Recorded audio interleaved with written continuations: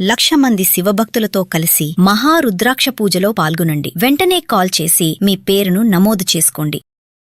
కాలం మారుతుంది. మనం కూడా మారాలి అన్నట్టుగా మారుతూ వచ్చాం. బట్ ఇవాల్టి రోజుల్లో కూడా ఇంకా వింటూ వస్తున్నాము. ఈ రోజున పసుపు పప్పు ఇవ్వకూడదు, ఒకరికి ఇవ్వకూడదని, పెరుగును తోడు ఇవ్వకూడదని అనడం ఒకటి. ఆయిల్ కూడా మంగళవారం తెచ్చుకోవద్దు, శనివారం తెచ్చుకోకూడదు. ఉప్పును కూడా అసలు చేతికి ఇవ్వరు. స్టిల్ చాలా మంది ఫాలో అవుతున్నారు గురుగారు. ఏంటి అసలు ఇదంతా కూడా? ఒక బుల్‌షిట్ అని పక్కకు పెట్టేయాలా? ఖచ్చితంగా ఫాలో అవ్వాలా? ఫాలో అవుతే గనుక ఏంటి బెనిఫిట్స్ అంటారు? అసలు ఏంటి ఇదంతా?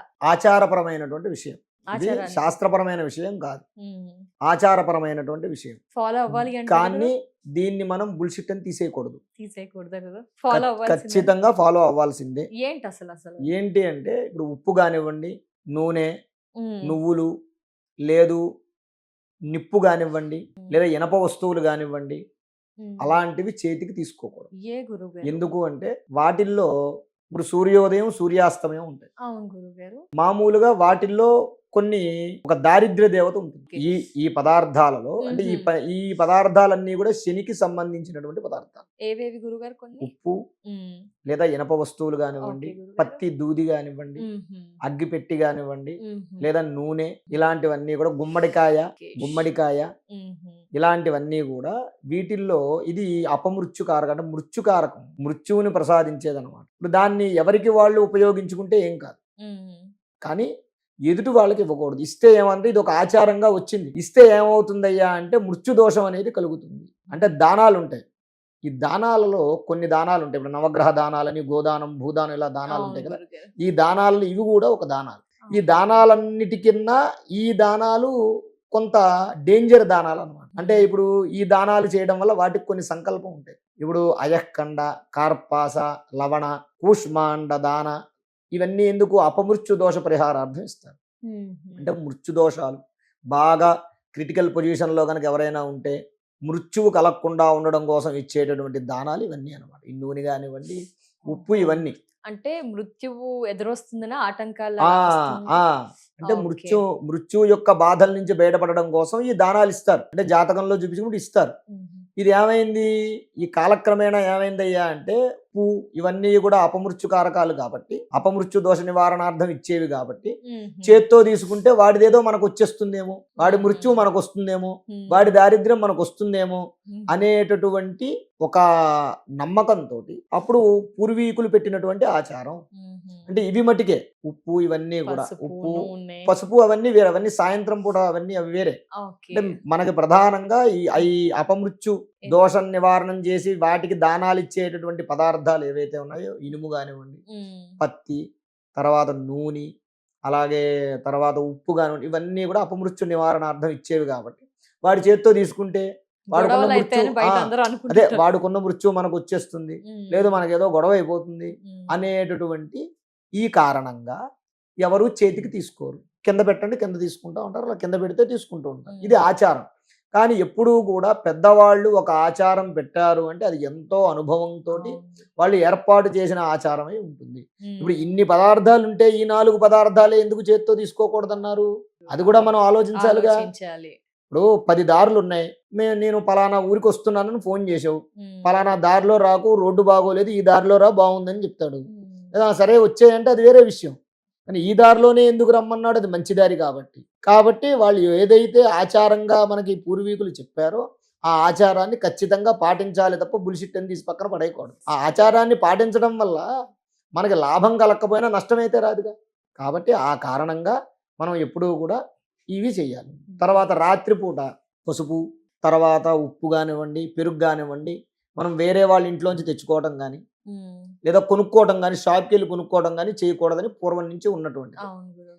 ఎందుకయ్యా అంటే ఇప్పుడు పెరుగు ఉందనుకోండి, మ్మ్. పెరుగు గనక రాత్రిపూట ఎవరైతే పెరుగు భోజనం చేస్తాడో మ్మ్. వాడికి తొందరగా అరగదు. గర్భానికి అంటే కడుపుకు సంబంధించినటువంటి వ్యాధి వస్తుంది. అంటే ఒకసారి తింటే అని కాదు, కాదు రెగ్యులర్ ఒకసారి తింటే అని. అందుకనే పూర్వం ఏం చేసేవాళ్ళు అంటే పొద్దున పూట కూడా అసలు మామూలుగా డైరెక్ట్గా పెరుగు తినకూడదు. ఎప్పుడు కూడా పొద్దున్నైనా సరే రాత్రి అయినా సరే డైరెక్ట్ పెరుగు తినకూడదు. పెరుగు కలుపుకున్న తర్వాత ఓ చుక్క గ్లాసులో ఉన్న నీళ్ళు, ఓ చుక్క నీళ్లు పెరుగులో ఆ అన్నంలో పోసుకుని కలుపుకుని తినాలి తప్ప డైరెక్ట్ పెరుగు తినడం వల్ల కడుపుకు సంబంధించినటువంటి వ్యాధులు వస్తాయి. అందుకే డైరెక్ట్ పెరుగు ఎప్పుడు తినకూడదు. అది అనారోగ్య కారకం. అందువల్ల పెరుగు ఇంకోటి ఏంటంటే పొద్దున పూట అయినా కొద్దో గొప్ప పర్వాలేదు కానీ రాత్రిపూట డైరెక్ట్గా పెరుగు తినకూడదు. చాలా మంది కర్డ్ రైస్ అని తింటూ ఉంటారు. అవును. అది చాలా డేంజర్. రాత్రిపూట తినకూడదు. అంటే అంటే ఆ పెరుగు అరగదు, అరుగుదల శక్తిని తగ్గిస్తుంది. చాలా మంది ఈజీగా డైజెషన్ సాఫ్ట్ గా ఉంటుంది, పొట్ట ఆ. చల్లగా ఉంటుంది, నైట్ కర్డ్ రైస్ పెరుగు తింటారు కానీ పెరుగు తినకూడదు, మజ్జిగ తినాలి. మజ్జిగ అన్నం తింటే చాలా మంచిది. పెరుగు అన్నం తినడం ఇదేంటంటే కేవలం ఆరోగ్యం గురించి పెట్టినటువంటిది ఈ పెరుగు. అలాగే పసుపు కాలం సూర్యాస్తమం అయిన తర్వాత లక్ష్మీ సమయం అంటారు, సాయంకాలం వేళ. అవును గురుగారు. అంటే లక్ష్మీదేవి తిరిగే సమయం కాబట్టి పసుపు కానీ కుంకం కానీ ఎవరైనా ఇంటికి వెళ్ళి అడిగినా వాళ్ళు ఇవ్వరు. అంటే Okay. సుమంగళి ద్రవ్యాలు కాబట్టి ఉదయం ఇస్తారు, ఓకే గురుగారు. అలాగే సాయంత్రం? సాయంత్రం పూట ఎవరు. మ్మ్. అలాగే శుక్రవారాలప్పుడు కానివ్వండి, మంగళవారాలప్పుడు కానివ్వండి, మ్మ్. పశువు కుంకాలు మనకి బట్టలు. మంగళవారం అయితే అసలు బట్టలే పెట్టద్దు అంటారు. ఎందుకు మ్మ్. పెట్టద్దు అంటారయ్యా అంటే ఇంటికి ఒక ఆడపడుచు వచ్చింది అనుకోండి, ఎందుకు ఓ బొట్టు పెట్టి అంత పశువు కుంకాలు పెడితే పెట్టకూడదు. మ్మ్. నియమం, అది ఆచారం కాబట్టి అసలు పెట్టకూడదు. కారణం చేత మంగళవారం రోజు పశువు కుంకాలు ఇవ్వటం అలాంటివి చేయకూడదు అనమాట. చేస్తే అరిష్టం కలుగుతుంది. అందువల్ల కూడా మంగళవారం రోజు వద్దని చెప్పి. అలాగే తర్వాత పసుపు, ఉప్పు, ఇంకోటి ఏమనుకున్నాం, ఆయిల్ ఆయిల్. ఇవన్నీ ఆయిల్ గురించి చెప్పాను కదా, పెరుగు. చెప్పారు. మ్మ్. ఇవన్నీ కూడా ఈ కారణాల చేత మనకి ఇవ్వకూడదు, చేయకూడదు. ఇప్పుడు ఈ సూపర్ మార్కెట్ వచ్చిన తర్వాత అంతా మామూలే. పసుపు తెచ్చుకోవచ్చు, అసలు తెచ్చుకోకుండా అసలు వస్తువులన్నీ కూడా సూపర్ మార్కెట్ పెట్టాక మనం వెళ్ళి తెచ్చేసుకుంటున్నాం. తెచ్చేసుకుంటాం. మంగళవారం లేదు, శనివారం లేదు. శనివారం నూనె తెచ్చుకోవద్దు అంటారు. మ్మ్. శనివారం ఆదివారమే కాదు, సాఫ్ట్వేర్లు వాళ్ళకి సెలవులు. Grocery కి ఆ రోజు వెళ్ళి శుభ్రంగా ఎన్ని కావాలితే ఎన్ని లీటర్లు కావాలితే అన్ని లీటర్లు వారానికి సరిపడా ఒకేసారి తెచ్చేసుకుంటారు. మ్మ్. కాబట్టి ఇవన్నీ కూడా మనం ఆచారపూర్వకంగా పెట్టారు కాబట్టి కొన్ని నియమాలు మీరు అన్నట్టుగా కొన్ని పాటించాలి. మ్మ్. కొన్ని మూఢనమ్మకాల ద్వారా అంటే పూర్వీకులు పెట్టినవి కాకుండా మ్మ్. కొంతమంది అంటే ఈ 10 ఏళ్ళు 15 ఏళ్లలో సోషల్ మీడియా వచ్చిన తర్వాత కొన్ని లేనిపోనివి కొన్ని పెట్టారు. బాగా వస్తుంది.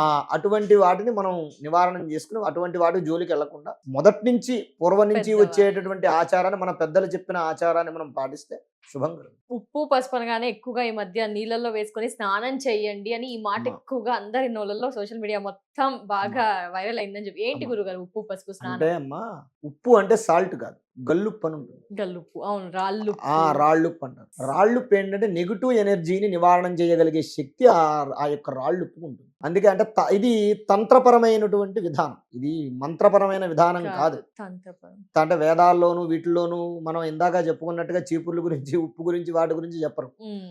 తంత్రంలో ఈ ఉప్పుకి నెగిటివ్ ఎనర్జీని నివారణ చేసే శక్తి ఉంటుంది కాబట్టి కనీసం నెలలో ఒక రోజు ఈ ఉప్పు అంతా ఇల్లంతా జల్లుకోవాలి. ఇల్లంతా జల్లేసుకుని చీపురు పెట్టి, అది కూడా కొబ్బరిని చీపురు. మ్మ్. మళ్ళీ ఆ చీపురు మళ్ళీ ఇంకో దానికి వాడకూడదు, Okay, కొబ్బరి ఇండ్లు చీపురే వాడాలి. okay, దాంతో గురుగారు. చక్కగా ఆ చీపురుతో ఆ ఉప్పంతా దగ్గరికి చేర్చి మ్మ్. మొత్తం ఇల్లంతా జల్లేసుకుని శుభ్రంగా తుడిచేసుకుని ఒక చాట్లోకి ఎత్తుకుని ఒక కవర్లో పెట్టుకుని తీసుకెళ్లి నీళ్ళలో నిమజ్జనం చేయాలి. అంటే నీళ్ళల్లో దిష్టి వదిలేసేయాలి. పోతుందా? ఏంటి గురు? ఇంటిలో ఉన్నటువంటి నెగిటివ్ ఎనర్జీ పోతుంది. అది Oh. నరగోసే కానివ్వండి, ఇంకోటే కానివ్వండి, కానివ్వండి, మ్మ్. నెగిటివ్ ఎనర్జీ పోతుంది ఇంటికి ఉన్నటువంటి. Okay. ఆ తర్వాత మామూలుగా తడిగుడ్డ పెట్టేసుకోవచ్చు. మ్మ్. అలాగే శరీరానికి ఉన్నటువంటి నెగిటివ్ ఎనర్జీ పోవటం కోసం ఈ ఉప్పు, చిటికెడు ఉప్పు, గళ్ళుప్పు మ్మ్. బకెట్లో వేసుకుని, నీళ్ళ బకెట్లో వేసుకుని స్నానం చేస్తారు. అలాగే పసుపు, తర్వాత వేపాకులు. ఇది ఎలాగా అంటే ఎవరైనా పిల్లలు కానీ పెద్దవాళ్ళు కానీ బయట తిరుగుతూ ఉంటారు, దిష్టి తీసినవి నిమ్మకాయలో లేకపోతే కోడిగుడ్లో లేకపోతే నీళ్ళలో రోడ్డు మీద దారిలో వదిలిస్తుంటారు. అవి తొక్కితే ఆ ప్రభావం వల్ల ఆవలింతలు కానివ్వండి, ఎక్కువగా దగ్గు, ఆవలింతలు, నిద్ర పట్టకపోవడం, ఏదో చికాకుగా ఉండడం, అలాంటి వాళ్ళు కొంతమంది ఉంటారు. పిల్లలు కానివ్వండి, కొద్దిగా జ్వరాలు రావడం అలాంటివి వస్తూ ఉంటాయి. అటువంటివి శరీరాన్ని పట్టుకుని ఉంటాయి. ఆ దిష్టి తీసిన పడేసిన తొక్కినందువల్ల మ్మ్. శరీరాన్ని పట్టుకుని ఉంటాయి. అవి నివారణ అవ్వడం కోసం ఏం చేయాలయ్యా అంటే మరుగుతున్నటువంటి నీటిలో చిటికెడు పసుపు, 4 వేపాకులు వేసి ఆ యొక్క వేసినటువంటి ఆ యొక్క వేపాకులు మరిగినటువంటి ఆ నీళ్లు, పసుపు వేపాకుల నీళ్లు ఏవైతే ఉన్నాయో ఆ నీటితో స్నానం చేయడం వల్ల శరీరానికి ఉన్నటువంటి ఆ నెగిటివ్ ఎనర్జీ పోతుంది. ఈ కారణంగా ఉప్పుతోటి ఇల్లు శుభ్రం చేసుకోవచ్చు, వేపాకులు, వేపాకులు, తర్వాత పసుపు, పసుపు తోటి ఇల్లు నరదిష్టి పోతుంది. చక్కగా స్నానం చేయడం వల్ల శరీరానికి ఉన్న నెగిటివ్ ఎనర్జీ కూడా పోతుంది. ధన్యవాదాలు గురువు గారు. నమస్కారం. శ్రీ మహాగణాధిపతయే నమః. ఆరోగ్యము, ఐశ్వర్యము, ఆనందము, ఆర్థిక లాభం ఇవన్నీ కలగాలంటే ఆగస్టు 11వ తారీఖు మంగళవారం రోజున మేము నిర్వహించేటటువంటి 1,00,000 రుద్రాక్షల పూజలో పాల్గొనండి. పరమేశ్వరుడి యొక్క అనుగ్రహం వల్ల సర్వ విధములైనటువంటి కష్టాలు నివారణమై ఐశ్వర్యాలు కలుగుతాయి. 1,00,000 రుద్రాక్ష పూజలో పాల్గొనేటటువంటి వారు స్క్రీన్ మీద స్క్రోల్ అవుతున్నటువంటి నంబర్లకు కాల్ చేసి రిజిస్ట్రేషన్ చేసుకోగలరు.